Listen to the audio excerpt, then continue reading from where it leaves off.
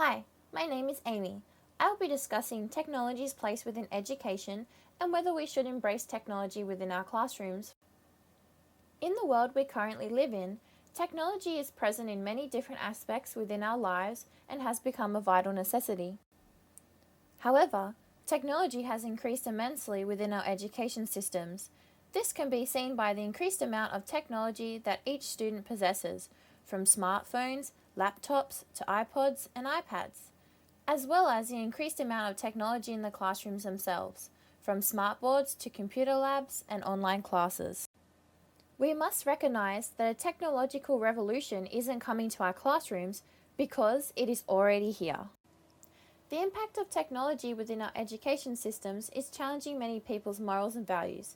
This is where ethics comes to play. Ethics is defined as being the behavior of individuals or groups that is thought to be right, fair, good, or just. Therefore, reaching decisions about ethical behavior can be challenging.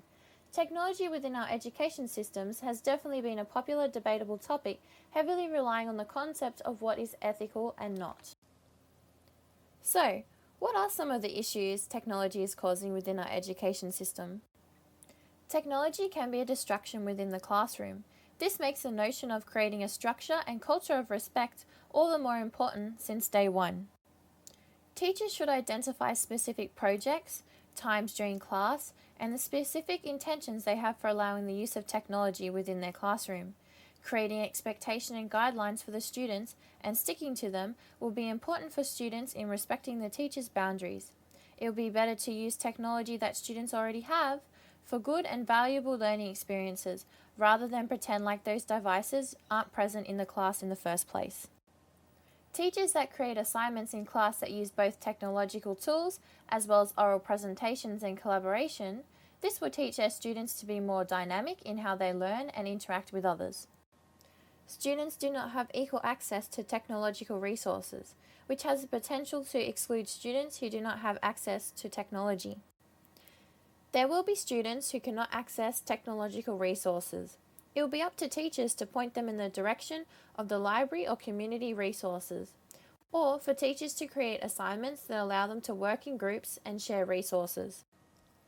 While resources often come at a cost, school funding or fundraising activities can help supply technological devices within the classroom that can help those students who otherwise do not usually have access to these devices. Privacy and security. Privacy of student information and data is imperative. By obtaining antivirus protection programs, regular computer patching, internet filtering, and having available IT staff to fix any problems, it decreases potential risk. Cyberbullying. Teachers need to be aware of the importance of addressing cyberbullying in an attempt to stop cyberbullying from happening inside or outside of their classrooms. Teachers need to point out that the same rules apply in and out of the digital world, while teaching them how to be cyber safe and savvy.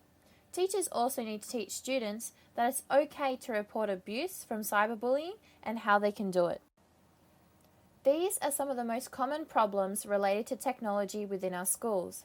These issues are causing ethical dilemmas and need to be addressed with great care and thought.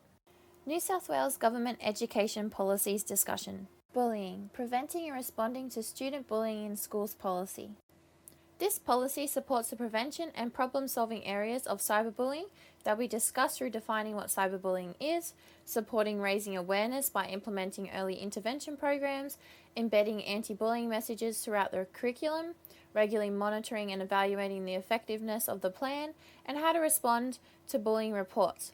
The policy also outlines the responsibilities of the principal, school staff, students, parents, and caregivers, and the school community. Online communication services. Acceptable usage for school students policy. This policy outlines that the use of the internet by students is for learning experiences only, therefore assisting with making sure technological devices are being used for learning experiences and not becoming a distraction, along with supporting appropriate usage of online communication. It also raises privacy and security expectations of students not to disable virus software, keeping passwords confidential, and displaying appropriate email usage, among other concerns.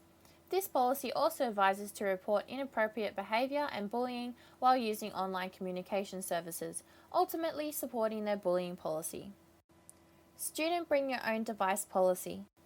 This policy discusses the requirements for schools that allow students to use personal mobile electronic devices at school. The policy outlines, even though they may be owned by the student, the devices are still meant to be used for the purpose of learning and that the students still abide by the security and privacy rules while using their devices. The New South Wales Government education policies heavily rely on the ethical theory of rules-based thinking, as the people involved have an absolute moral obligation to adhere to the societal obligations because they have to follow the rules or it's simply their duty.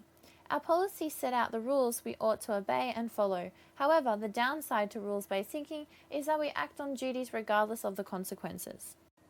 If you aren't aware or know policies, you cannot maximize your benefits nor practice them. If you have an understanding, knowledge, and the skills, you can be more active in practicing them because you are better informed. This is called political literacy and is a powerful tool for an individual.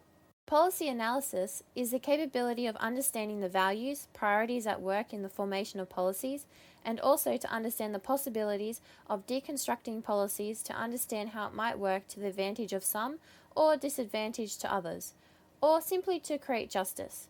We can explore dimensions of power or how people are positioned by certain kinds of policies. The construction of childhood is important to consider within our policy making, as we can see how educators and the greater society view children. Common interpretations of childhood is that children are seen as innocent, that they don't deal with adult issues, and that they need to be tamed and controlled by rules and orders. Additionally, children's right to participate and the extent of their participation in their social and economic world clearly remain dependent on adults' perception of their ability to participate. Why have I mentioned all these things? I have mentioned these things because they are all factors in the process of creating policies within our education system. People involved in our education systems, especially teachers, are well informed of these policies, which means they operate mainly under rules-based thinking. By acknowledging these policies, they would be utilizing policy literacy and policy analysis. And lastly, the policies we have been looking at are centralized around children. However, although they are a vital aspect, it is adults who create the policies with their common perspectives of childhood. The rise of a global society, driven by technology and communication developments, are shaping our children, the future citizens of the world, into global citizens. This is why educators and the greater society need to re-envision how they perceive the role of technology within our classrooms. We cannot ignore the existence of technology, especially within our education systems, so I think it is vital that we embrace it and improve on existing policies to ensure technology is integrated within our education systems successfully. Our policies that are currently in practice are effective and working. However, technology is constantly evolving, which means so should our policies to ensure the upkeep. I think our biggest problem we face with the impact of technology within our education systems is that old perspectives and traditional teaching methods are being outdated and challenged with the rise of technology. This does not mean we have to completely get rid of our old ways in our education systems, but simply find balance where we can intertwine technology effectively. Most importantly, we must remember to keep educating ourselves.